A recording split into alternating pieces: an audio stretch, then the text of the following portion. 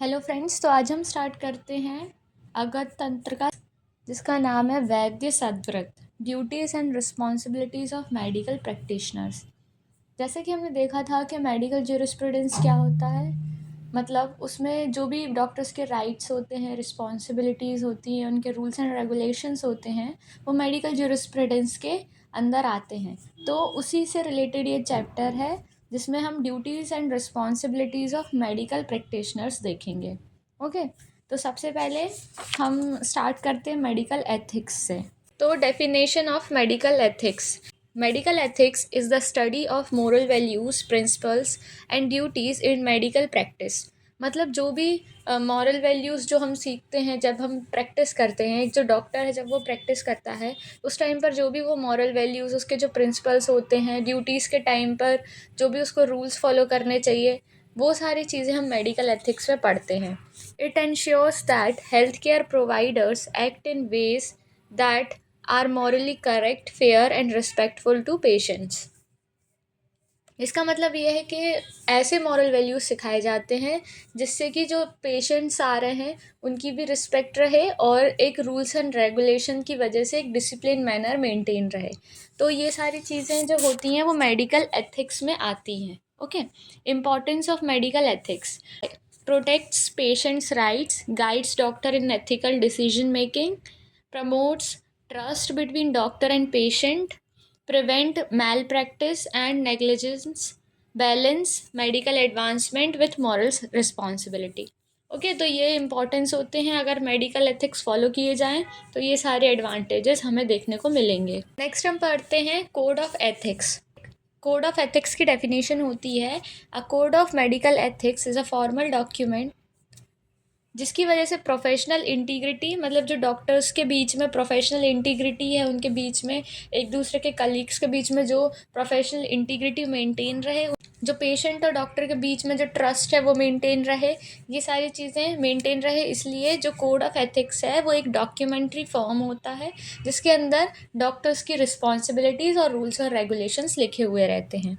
Okay, तो इसका purpose होता है guide doctors in ethical decision making, मतलब ये डॉक्टर्स को गाइड करता है जिसमें कि जो डॉक्टर्स के डिसीजंस हैं वो राइट डिसीजन ले doctor. Okay, protect patients right, मतलब पेशेंट्स के जो अधिकार हैं उसको प्रोटेक्ट करके रखता है ये। Maintain professional standards, prevent malpractice and misconduct, promote trust in health care system. Okay, तो नेक्स्ट हम यहाँ पर देखते हैं डिक्लेरेशन ऑफ जेनेवा। तो डिक्लेरेशन ऑफ जेनेवा में हम देखेंगे the declaration of Geneva is an international code of medical ethics. ये जो है डिक्लेरेशन ऑफ जेनेवा, ये एक इंटरनेशनल कोड है जो मेडिकल एथिक्स के अंदर आता है। Okay, adopted by World Medical Association, और ये जो डिक्लेरेशन ऑफ जेनेवा है ये वर्ल्ड मेडिकल एसोसिएशन ने अडॉप्ट किया है। It is considered the modern version of Hippocratic oath, और ये एक मॉडर्न वर्जन है हिपोक्रेटिक ओथ का। ओके, तो अगर हम इसकी डेफिनेशन देखें, the declaration of Geneva is a pledge taken by doctors affirming their commitment to humanity, ethical medical practice, respect for human life, patients' right and dignity। तो ये declaration of Geneva में ये एक टाइप की pledge होती है जो doctors एक प्लेज लेते हैं जिसकी वजह से डॉक्टर अपनी ह्यूमैनिटी को, मेडिकल प्रैक्टिस के एथिक्स जो होते हैं उनको मेंटेन करके रखे, ह्यूमन लाइफ को की रिस्पेक्ट करे, मतलब जो भी ह्यूमन लाइफ है, पेशेंट्स हैं, उनकी रिस्पेक्ट करे, और जो पेशेंट्स के अधिकार हैं, जो पेशेंट्स की डिग्निटी है वो मेंटेन रहे। ओके, तो अगर हम इसकी हिस्ट्री देखते हैं डिक्लेरेशन ऑफ जेनेवा की, तो ये अडॉप्ट किया गया था 1948 में, और ये अडॉप्ट किया गया था वर्ल्ड मेडिकल एसोसिएशन के थ्रू। ठीक है, इसका अगर हम एम देखें तो इसका एम है to guide doctors in ethical conduct, to protect human rights in medical practice. ये सारे इसके एम होते हैं। तो नेक्स्ट हम देखते हैं declaration of Tokyo. The Declaration of Tokyo is a code of medical ethics adopted by World Medical Association that prohibits physician participation in torture or any form of inhuman treatment regardless of circumstances। अब इसमें क्या होता है कि declaration of Tokyo भी adopt किया था world Medical Association ने ठीक है। और ये प्रोहिबिट करता है जो भी फिजिशियन, जो कुछ ऐसे फिजिशियंस होते हैं जो टॉर्चर करते हैं, मतलब जो प्रिजन्स में जो लोग रहते हैं, जेल वगैरह हो जाती है जिसको, और जो प्रिजन में जो लोग रहते हैं उनको टॉर्चर किया जाता है, तो ये उसके अगेंस्ट इसमें बताया गया है। ओके, तो इसमें क्या बताते हैं, prohibits physician participation in torture, मतलब ऐसे फिजिशियंस और ऐसे डॉक्टर्स जो पेशेंट्स को टॉर्चर करते हैं उसको प्रोहिबिट करने के लिए ये रूल बनाया गया था, और ये अडॉप्ट हुआ है 1975 में, और इसमें प्लेस दिया है जापान। ओके, और ये भी एसोसिएट किया गया है वर्ल्ड मेडिकल एसोसिएशन के थ्रू।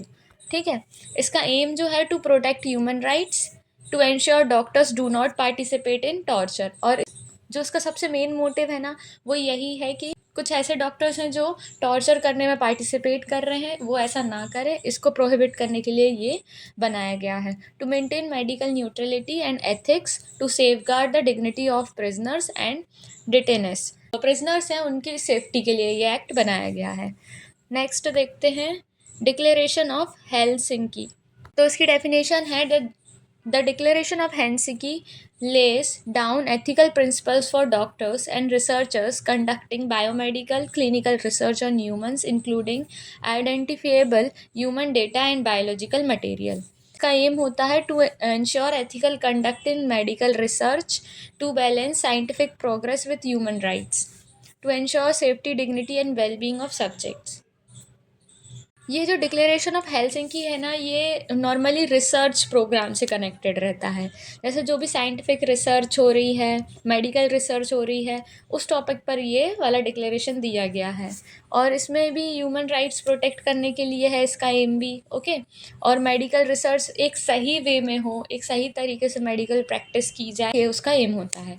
और ये अडॉप्ट किया गया था 1964 में, और इसमें प्लेस दी गई है फिनलैंड, और ये भी एसोसिएट किया गया है वर्ल्ड मेडिकल एसोसिएशन के द्वारा। तो नेक्स्ट हम देखते हैं declaration of Oslo. The declaration of Oslo lays down ethical principle for doctors regarding abortion. ये अबॉर्शन से रिलेटेड ये डिक्लेरेशन है, और ये इसको अगर देखा जाए तो ये अडॉप्ट किया गया था 1970 में नॉर्वे में, और ये भी एसोसिएट किया गया है वर्ल्ड मेडिकल एसोसिएशन के द्वारा। ओके, सम मोर कोड्स, कुछ और भी ऐसे कोड्स हैं जो इम्पॉर्टेंट हैं, जैसे कि the international code of medical ethics, the code of ethics जिसको हम MCI कहते हैं, द कोड ऑफ एथिक्स जिसे हम CCIM 11 पॉइंट्स कहते हैं, UN कोड ऑफ एथिक्स जो 1982 में आया था। देखते हैं Charak oath and Hippocratic oath.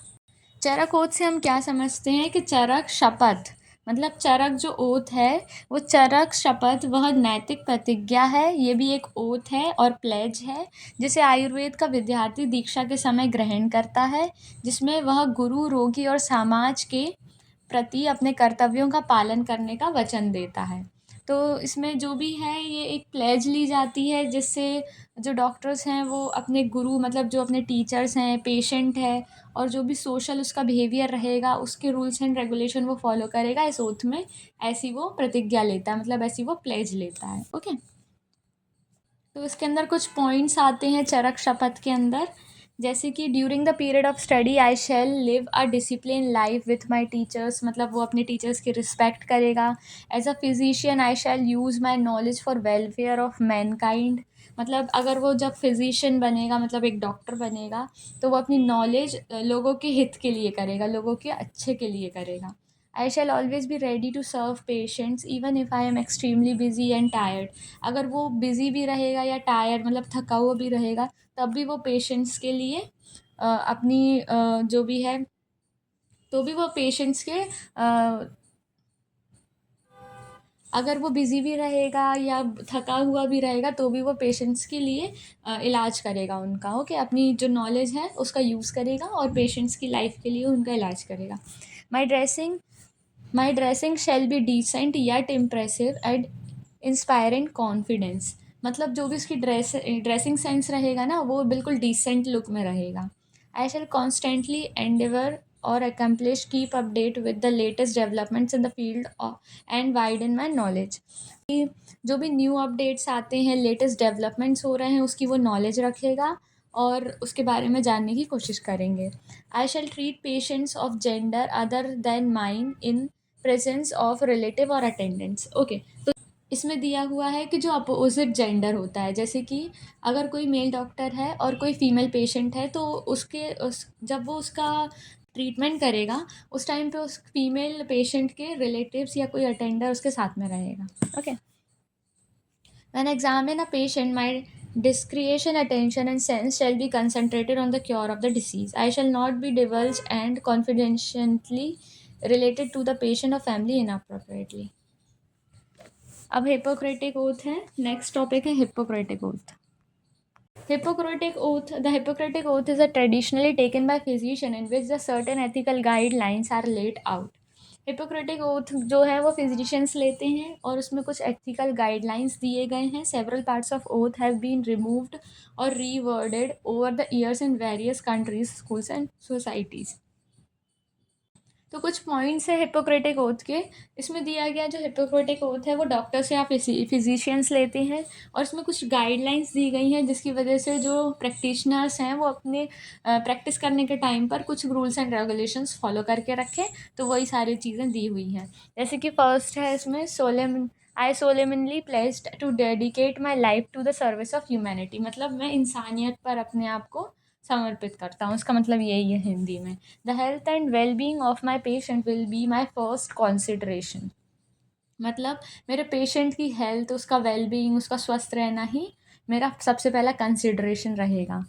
I will respect the autonomy and dignity of my patient. मतलब पेशेंट की वो रिस्पेक्ट करेगा, ये सारी चीज़ें। I will maintain the outmost respect of human life की रिस्पेक्ट करेगा वो। I will not permit consideration of age, disease और disability, creed, ethics, origin, gender, nationality, political affiliation, race, sexual orientation, social standing और any other factors to intervene between my duty and my patient. इन सब में वो फ़र्क नहीं करेगा। मतलब एक जो रहता है ना डिस्क्रिमिनेशन करना कि भाई कोई छोटा है तो उसकी ट्रीटमेंट नहीं करना है, कोई बूढ़ा है तो ट्रीटमेंट नहीं करना, ऐसा कुछ भी नहीं करेगा। या जैसे जेंडर डिस्क्रिमिनेशन कह सकते हैं कि फ़ीमेल का ट्रीटमेंट नहीं करेगा या मेल का ट्रीटमेंट नहीं करेगा, तो ऐसा वो कुछ भी नहीं करेगा। मतलब डिस्क्रिमिनेशन नहीं करेगा किसी के भी साथ में। सोशल डिस्क्रिमिनेशन, नेशनैलिटी डिस्क्रिमिनेशन, ऐसा कुछ भी नहीं। I will respect the secret that are confined in me even after the patient has died. जो पेशेंट जो था उसके जो सीक्रेट्स हैं वो डॉक्टर तक ही सीमित रहेंगे, वो किसी को बताएगा नहीं। इन केस वो जो पेशेंट है वो मर भी गया है, अगर वो उसकी डेथ भी हो गई है, तो भी उसके सीक्रेट्स वो किसी को नहीं बताएगा practitioner. I will practise my profession with conscience and dignity and in accordance with good medical practice. एक डिग्निटी मेंटेन करके वो अपनी प्रैक्टिस करेगा doctor. I will foster the honour and notable tradition of medical profession. I will give to my teacher, colleague, students the respect and gratitude. वही सब दिया हुआ है, रिस्पेक्ट करेगा। I will share my medical knowledge to for the benefit of the patient and the advancement of the health. मतलब जो भी वो अपने रिसर्च में या कुछ भी अगर उसने रिसर्च किया या कुछ भी नॉलेज है उसके पास, तो वो लोगों को बताएगा। ऐसा नहीं है कि छुपा के रख लिया, ऐसा नहीं करेगा। I will attend to my own health, well-being, and abilities in order to provide care the highest standard. I will not use my medical knowledge to violate human rights. I will make these promises solemnly. मतलब मैं ऐसा promise करता हूँ freely and upon my honor. Okay. Next हम पढ़ते हैं NCISM। तो हमारा नेक्स्ट टॉपिक है what is NCISM। Okay, NCISM stands for National Commission for Indian system of Medicine. Okay, it is a statutory and regulatory body established by government of India. ये government of India के through establish हुआ है to regulate education, registration, standards and ethical practice in the Indian system of medicine. Indian system of medicine के अंदर जो भी चीज़ें आती हैं उनको रेगुलेट करना, उनके एजुकेशन प्रोवाइड करना उनके लिए, ये सारी चीज़ें ये करता है NCISM। नेक्स्ट हम देखते हैं Indian system of medicine. Indian system of medicine को शॉर्ट फॉर्म कहते हैं ISM, और इसके अंदर आते हैं Ayurveda, Unani, Siddha and Sowa Rigpa. Okay, next हम देखते हैं कि जो NCISM एक्ट है वो बना था 2020 में। ओके, और ये केम इनटू फोर्स, मतलब ये लागू हुआ था 11 जून 2021 को। इससे पहले CCIM था जिसका फुल फॉर्म है Central Council of Indian Medicine. इसको रिप्लेस करके NCISM आया था। ओके, नेक्स्ट हम देखते हैं aims and objective of NCISM. Improve access to quality and affordable Ayurveda Unani Siddha and Sowa Rigpa medical education. मतलब इसमें बताया गया जो NCISM है वो क्वालिटी इम्प्रूव करता है, मतलब जो ISM के अंदर आते हैं उनकी क्वालिटीज़ इम्प्रूव करता है, उनको अफोर्डेबल बनाता है सबके लिए, ये सारा काम करता है. और ensure availability of educate and high quality medical professionals. मतलब ये medical professionals, high quality medical professionals को अवेलेबल कराता है फॉर स्टूडेंट्स. ओके, नेक्स्ट हम देखते हैं universal health care that encourages community health. Community health मतलब पब्लिक हेल्थ के लिए कैंप लगाने से लेकर ये सारी चीज़ें करता है. Okay, encourage medical professionals to adopt latest medical research in their work and to contribute to research. मतलब जो भी रिसर्च करना चाहते हैं, कुछ स्टूडेंट्स हैं ऐसे या टीचर्स हैं जो रिसर्च करना चाहते हैं, उनको एनकरेज करता है. To carry periodic transparent assessment of medical institutions. मतलब जो भी मेडिकल इंस्टीट्यूशंस हैं, कॉलेजेस हैं, उनमें लगातार पीरियडिकली मतलब टाइम टू टाइम इंस्पेक्शन वगैरह करता रहता है. ओके, तो नेक्स्ट हम देखते हैं the National Commission for Indian system of Medicine Act 2020. An act to provide for a medical education system that improves access to quality and affordable medical education. इसमें भी वही दिया है कि एक अफोर्डेबल मेडिकल एजुकेशन स्टूडेंट्स को provide करना चाहता है. ensures availability to educate and high quality medical professionals of Indian system of medicine in all parts of the country. Okay, ये वही है, सेम है ये. To provide for a medical education system that improves access to quality and affordable medical education, ensures availability of educate and high quality medical professional of Indian system of medicine. ये भी वही है कि medical education देना चाहता है, high quality medical education देना चाहता है, अफोर्डेबल मेडिकल एजुकेशन देना चाहता है और एक high quality medical professional students के लिए प्रोवाइड करना चाहता है. Okay, it promotes national health goals को ये प्रमोट करता है. That encourages such medical professionals to adopt latest medical research पे जो काम करना चाहते हैं उनको इनकरेज करता है. यही सारी चीज़ें हैं. ओके, तो यहाँ पर हमारा NCISM कंप्लीट होता है. Thank you.